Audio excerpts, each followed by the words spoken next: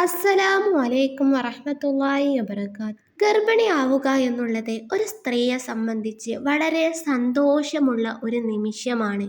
അല്ലാഹു സുബ്ഹാനഹു തആല നൽകുന്ന അപാരമായ അനുഗ്രഹങ്ങളിൽ ഏറ്റവും വലിയ ഒരു അനുഗ്രഹമാണ് ഗർഭിണിയാവുക, ഒരു ഉമ്മയാവുക എന്നുള്ളതൊക്കെ. മറ്റൊരു ആൾ നമ്മുടെ ജീവിതത്തിലേക്ക് വരുമ്പോൾ നമ്മൾ ഒരുപാട് കാര്യങ്ങൾ ശ്രദ്ധിക്കേണ്ടതുണ്ട്.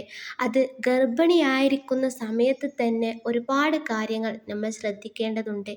അതിൽ തന്നെ ആയിഷ ബീവി റളിയല്ലാഹു അൻഹു മുത്തുനബി തങ്ങളും ഒരുപാട് കാര്യങ്ങൾ നമ്മളോട് നിർദ്ദേശിച്ചിട്ടുണ്ട്.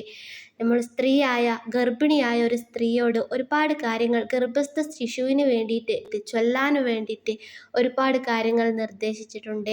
അതിൽ കുറച്ച് കാര്യങ്ങൾ മാത്രമാണ് ഞാൻ നിങ്ങൾക്ക് നിന്ന് പറഞ്ഞു തരുന്നത്. യാതൊരു അംഗവൈകല്യങ്ങളോ പ്രയാസങ്ങളും ഇല്ലാതെ നല്ല സ്വാലിഹായ മക്കൾ ലഭിക്കുവാനും വളരെ എളുപ്പത്തിൽ നല്ല സുഖപ്രസവം ലഭിക്കുവാനും വേണ്ടിയിട്ടുള്ള ചില സൂറത്തുകളും ആയത്തുകളും ദിക്റുകളുമാണ് ഞാൻ ഇന്ന് നിങ്ങൾക്ക് പറഞ്ഞു തരുന്നത്.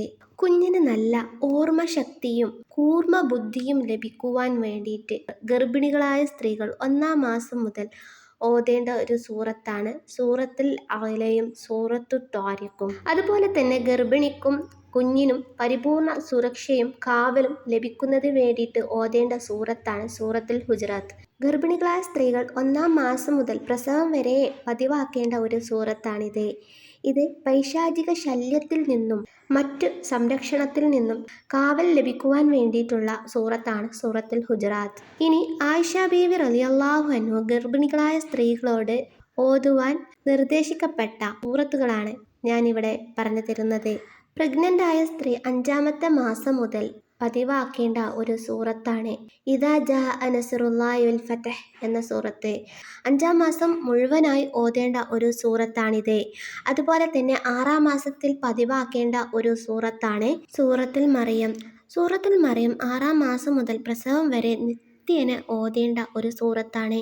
ഇത് ഇഖ്ലാസോടു കൂടെയും ഭയഭക്തിയോടു കൂടെയും ഓതുകയാണെങ്കിൽ ഗർഭസ്ഥ ശിശുവിന് യാതൊരു അംഗവൈകല്യവും ഉണ്ടാവുകയില്ല. അതുപോലെ തന്നെ ഒരു പ്രസവത്തിൽ ഒരു കോംപ്ലിക്കേഷൻസും ഉണ്ടാവുകയില്ല. മാത്രവുമല്ല ഈമാൻ നിറഞ്ഞ ഈമാനിൻ്റെ പ്രഭാവമുള്ള ഒരു കുഞ്ഞിനെ അല്ലാഹു സുബ്ഹാനഹു തആല നമുക്ക് നൽകുകയും ചെയ്യും. ഗർഭിണി 7 മാസത്തിൻ്റെ ആരംഭത്തിൽ തന്നെ ഓതേണ്ട മറ്റൊരു സൂറത്താണ് സൂറത്തുൽ കൗസർ. ഈ സൂറത്ത് ഇന്നാ ഔതൈനാക്കൽ കൗസർ എന്നുള്ള ഈ സൂറത്ത് ധാരാളമായി നിത്യേന പതിവാക്കുക. മുത്തുനബിയുടെ ചര്യ പിൻപറ്റി ജീവിക്കുന്ന മക്കളെ ലഭിക്കുവാനും അതുപോലെ മുത്തുനബിയോടുള്ള മുഹബ്ബത്ത് നിറഞ്ഞ ഹൃദയത്തോടു കൂടി ജനിക്കുന്ന മക്കളെ ലഭിക്കുവാനും വേണ്ടിയിട്ടൊക്കെയാണ് ഈ സൂറത്ത് നമ്മൾ പതിവാക്കേണ്ടത്. ഗർഭസ്ഥ ശിശുവിന് അതിൻ്റെ ഉമ്മയോട് അളവറ്റ സ്നേഹം ലഭിക്കുവാൻ വേണ്ടിയിട്ട് ഗർഭിണികളായ സ്ത്രീകൾ 2 കൈയും വയറ്റിൽ വെച്ചിട്ട് സൂറത്തുൽ ഖദറിനെ 8-ാം മാസം മുതൽ പതിവാക്കുക. 9-ാം മാസം മുതൽ ഓതേണ്ട സൂറത്താണ് സൂറത്തുൽ യാസീനും സൂറത്തുൽ വാഖിയയും. ഈ സൂറത്തുകളൊക്കെ ഓതുന്നതിനോടൊപ്പം തന്നെ ധാരാളമായി സലാത്തുകൾ മുത്തുനബിയുടെ പേരിൽ ചൊല്ലുക. ദിവസവും അത് 1-ാം മാസം മുതൽ പ്രസവം വരെ ദിവസവും ധാരാളം കണക്കിലേറെ സലാത്തുകൾ അത് എപ്പോഴും നമുക്ക് ചൊല്ലാൻ കഴിയുന്നതാണ്. അത് ധാരാളമായി പതിവാക്കുക.